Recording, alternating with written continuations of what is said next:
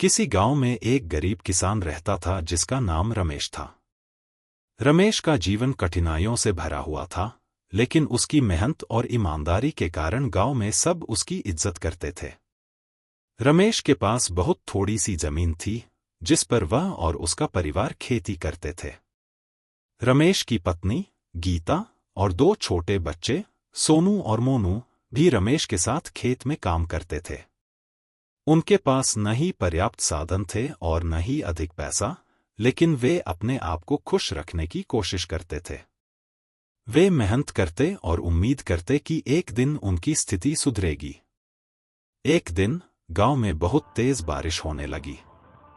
यह बारिश इतनी ज्यादा थी कि रमेश के खेत में पानी भर गया और उसकी फसल बर्बाद हो गई।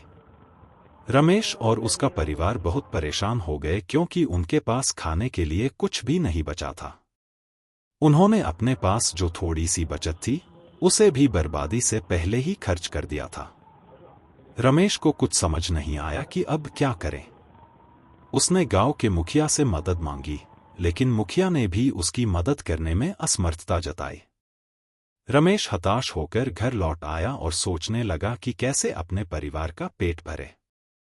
फिर एक दिन गांव में एक सरकारी अधिकारी आया जिसने किसानों की सहायता के लिए एक नई योजना की घोषणा की।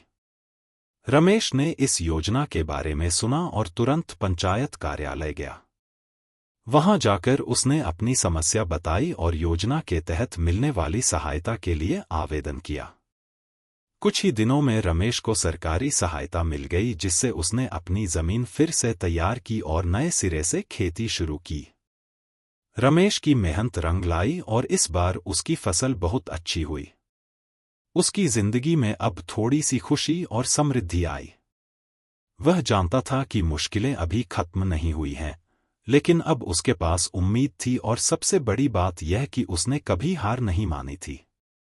इस तरह रमेश ने अपनी मेहनत और ईमानदारी से अपनी परिस्थितियों को बदल डाला और अपने परिवार के लिए एक बेहतर भविष्य की नींव रखी। रमेश की कहानी हमें यह सिखाती है कि चाहे परिस्थितियां कितनी भी कठिन क्यों न हों, मेहनत, धैर्य और आशा से हम उन्हें बदल सकते हैं।